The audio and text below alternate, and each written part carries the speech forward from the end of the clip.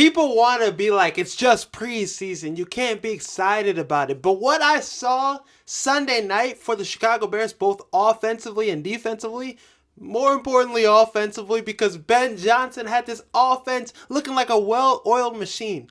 The first drive was perfection. And then the whole game, 500 yards of total offense.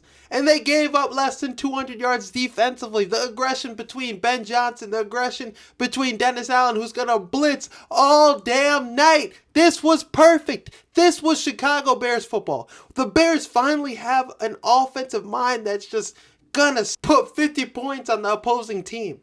And we have a defensive mind who's going to go out there and not take his foot off the gas. I mean, Caleb Williams was perfect on the first drive. That carried on to the whole game. Tyson Bagent came in and looked great.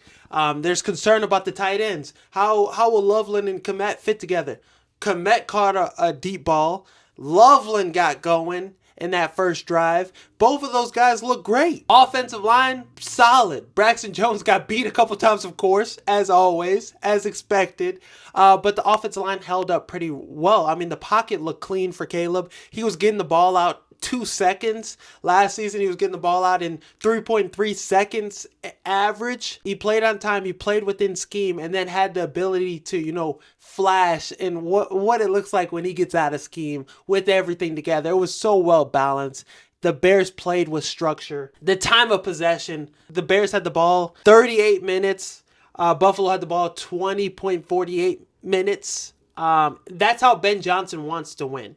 Last season, the Detroit Lions were second in time of possession, and that's what Ben Johnson's going to do. Pound the rock, score at will, put up 50 points on you, and just never stop. The Bears were up 28-0, and he was not happy. He wanted to keep going. So this mindset, this new Bears team, it's hard not to be excited about this. Hard not to be excited about how Caleb Williams looked in that first drive and how this offense looked as a whole. Ian Wheeler had 80 yards rushing. The run game was going. Britton Brown just signed his ass a couple days ago. He looked pretty good in the run game, had a touchdown. Luther Burden on the goal line. 2 nice blocks to ensure a rushing touchdown. It's just the accountability from this whole team. The no block, no rock, that shit actually means something to this team. Luther Burden, somebody that wasn't really blocking like that at Mizzou, he's over there pancaking a safety, putting somebody in the ground on the goal line. So it's amazing. Antoine Randall deserves credit for that too, because he's getting his receivers to buy into the program. Everybody's buying in. So this is a Bears team. I mean, one game, people were like, oh, why aren't the Bears playing the starters? They should have played the starters and stuff. They played the starters, and it was pure dominance. Buffalo's second team was out there. Their starters didn't play, but it doesn't matter. This is still something to be really excited about. The joint practices, too. The Bears have been dominating teams in the joint practices. Buffalo, this is a good team, a team that's expected to be in Super Bowl contention.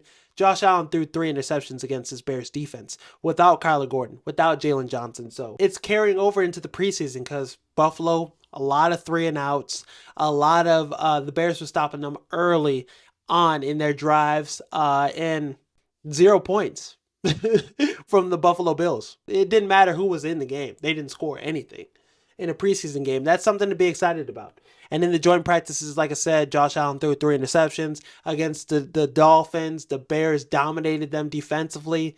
In the preseason game, the Bears dominated them, had a lot of sacks. Austin Booker teed off 3 sacks in the first half. So this team all around looks phenomenal. Invest in some stock in the Chicago Bears. It's time.